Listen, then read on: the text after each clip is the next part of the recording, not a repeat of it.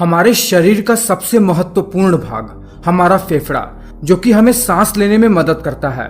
ये फेफड़ा सिकुड़ता है, फैलता है, इस प्रकार सांस अंदर लेकर शरीर के अंदर तक पहुंचाता है और CO2 को बाहर छोड़ता है। लगभग 1.3 किलोग्राम का ये फेफड़ा एक जोड़े के रूप में एक एयर बैग की तरह होता है। ये फेफड़ा हमारे रिबकेज यानी पसलियों की हड्डियों के अंदर रहता है और इन्हीं फेफड़ों के बीच में हमारा हृदय स्थित रहता है। एक बार इस फेफड़े की संरचना देख लीजिए। देखिए, फेफड़ा बना होता है कई सारे स्पेशलाइज्ड सेल्स के द्वारा, जो कि एक स्पंज की तरह संरचना वाला होता है।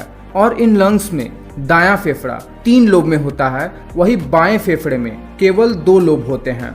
ये फेफड़ा श्वास नली द्वारा हमारे नाक से जुड़ा रहता है। सबसे पहले नाक होती है, फिर उससे जुड़ा होता है ये फेरिंग्स, जो कि कनेक्टेड रहता है इस विंड पाइप से, जिसे ट्रैकिया भी कहते हैं। और ये विंड पाइप फेफड़ों में आने तक 2 भागों में बंट जाते हैं, जहां ये फेफड़ों में बिल्कुल पेड़ों की जड़ की तरह फैल जाते हैं, बहुत सारी शाखाओं में, जहां इन जड़ जैसी शाखाओं के अंत में बिल्कुल एक गोल बॉल की तरह एक संरचना होती है, जिसे एल्वोलाई कहते हैं। और ये जड़ जैसी संरचना होती है फेफड़े के अंदर। तो अगर हमें ये जानना है कि फेफड़ा काम कैसे करता है, तो सबसे पहले हमें ये जानना होगा कि मनुष्य सांस कैसे लेता है। देखिए, फेफड़ों द्वारा सांस लेना सही मायने में देखें तो एक अनैच्छिक क्रिया है। मतलब अगर हम चाहें भी तो इस क्रिया पर अपना नियंत्रण नहीं कर सकते हैं।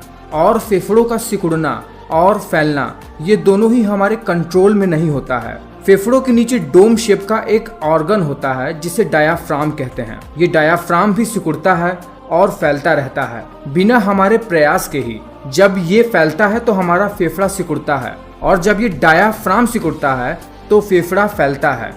जब फेफड़ा फैलता है तब हम सांस अंदर की ओर लेते हैं, और जब हमारे लंग्स सिकुड़ते हैं तो हम सांस बाहर की ओर छोड़ते हैं। तो चलिए फेफड़ों के कार्य को शुरुआत से देखते हैं। देखिए, पहले तो डायाफ्राम के सिकुड़ने से फेफड़ा फैलता है, जिसकी सहायता से नाक सांस यानी एयर को भी अंदर की ओर लेती है, जो नाक यानी नेजल कैविटी से होते हुए श्वसन क्रिया में शामिल हो जाती है। आप देखते हैं कि नाक के अंदर कुछ चिपचिपा सा पदार्थ होता है। जब नाक से वायु को अंदर की ओर लेते हैं तो इस एयर में बहुत सारे वायरसेस, बैक्टीरिया और पैथोजेंस होते हैं, और नाक में मौजूद ये चिपचिपा पदार्थ, जिसे म्यूकस भी कहते हैं, अपने अंदर इन वायरसेस, बैक्टीरिया को चिपका कर शरीर में अंदर जाने से ही रोक देता है। फिर ये यहाँ से फेरिंग्स में जाता है, वहाँ पर लैरिंग्स, और फिर वहाँ से विंड पाइप होते हुए, जिसे ट्रैकिया कहते हैं, वहाँ पर पहुँचता है। और जब ये एयर ट्रैकिया में पहुँचती है तो वहाँ पर भी कुछ चिपचिपे पदार्थ होते हैं म्यूकस की तरह, और इस पदार्थ में भी कई सारे वायरसेस और बैक्टीरिया मारे जाते हैं। फिर ये विंड पाइप 2 भागों में बंट जाता है, और इन 2 भागों में बटे हुए शाखाओं को ब्रोंकाई कहते हैं। ब्रोंकाई एक स्पंज जैसी संरचना वाले स्ट्रक्चर में पेड़ों की जड़ की तरह फैल जाता है, जहाँ पर नाक से O2 सहित एयर फेफड़े भर में फैली हुई जड़ों वाली शाखाओं में फैल जाती है।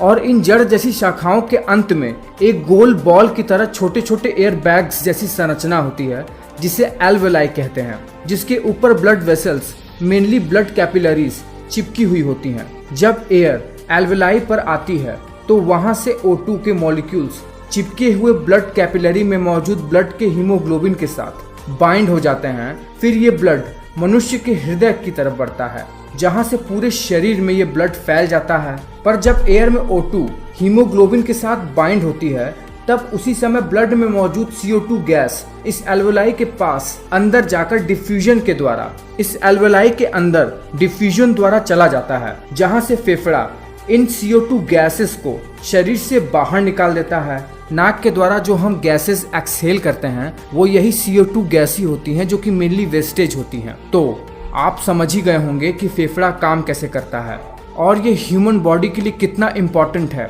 और हम सब जानते हैं कि एयर कितनी ज़्यादा इम्पोर्टेंट है, मेनली ऑक्सीजन हमारे शरीर के लिए। तो आपको ये वीडियो कैसा लगा है मुझे नीचे कमेंट करके बताओ, और अगर आपको लंग्स के फंक्शन के बारे में और भी ज़्यादा पता है तो वो भी नीचे कमेंट करके बताओ।